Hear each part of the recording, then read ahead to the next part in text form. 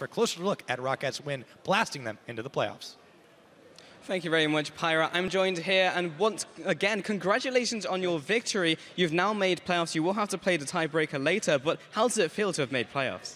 Well, it's obviously great. Like in the first season we joined, the LCS, I was 2 times in playoffs. Like we had 3rd and 4th place. So then last split we didn't even qualify for playoffs, went to relegation. So it was really sad for me. So it's happy to be back in the top of the league instead of the bottom, right?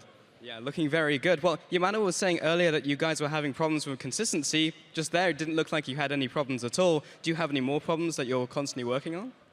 Well, what this week showed is obviously that we have a problem with consistency, because yesterday we played really bad, and today we just did what we should have done yesterday pretty much.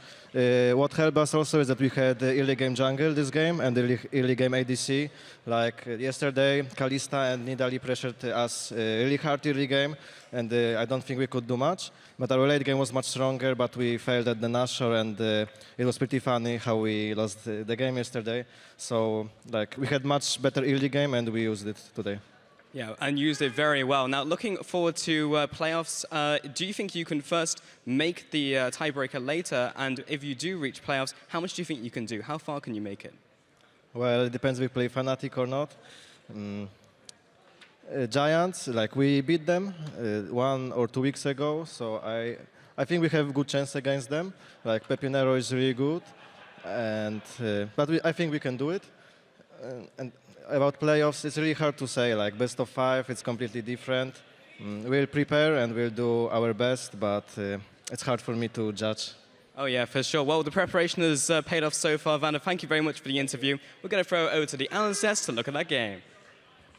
Why, thank you so much, Paulson there, Vander. ROCCAT making it into playoffs. I also like the very different tone that we hear from the ROCCAT members. Of course, in the spring split, there was a lot, of course, of, well, we're going to get top 2, we're going to make it, we might even become the champions. Now it has all kind of, it's more subdued. I think it's good for them going into the playoffs that way. I certainly think it is. You can see that they looked at what they did yesterday and fixed a lot of their issues as well. So nice to hear that ROCCAT at least were realistic coming into today's game. They knew they could win it because they'd beaten Origen before, and certainly their preparation paid off. What was the key to them for this game? Vander Dare mentioned early game jungler, early pressure, which seems to be the key for them all the time, although they often make it go late. I just felt like Origen kind of outplayed themselves with the globals. Like they just kept TPing mostly for Steve and trying to take him down, but they never really succeeded in a way that would have been good for them. Like sometimes they killed him, but they lost mid-turret. Sometimes they didn't even kill him. Sometimes they just died. It just didn't work out at all with the globals.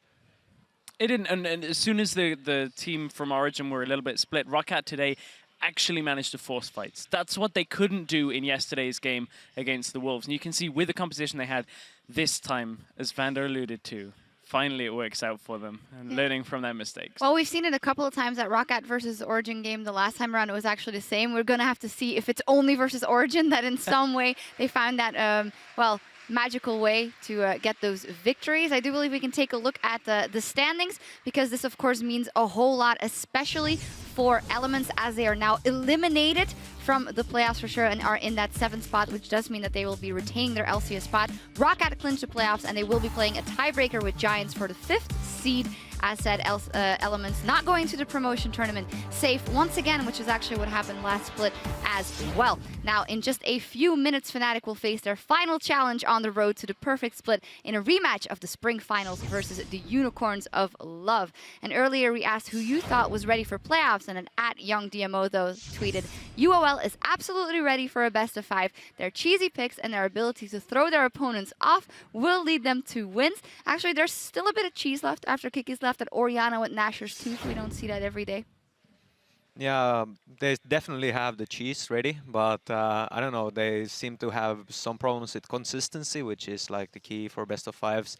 But on the other hand, like by playing against better teams, then it's also really good if you are like inconsistent, because then you can just randomly beat them. Yeah. You only have to be consistent in 3 games out of 5 of that best of 5. I guess that would be inconsistent. Yeah, I outplayed myself there. Anyway, before we get to that matchup, SK's Freddy122 tells us it's not getting to the top that's hard, it's staying there.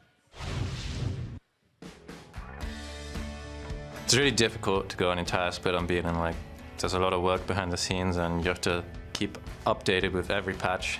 You have to be aware of the meta, you have to adapt, and that's like 5 or 6 times a split, so it's not like you just master something and keep playing it until you're the best. If they manage to do it, then I don't know if any other team will ever match it again.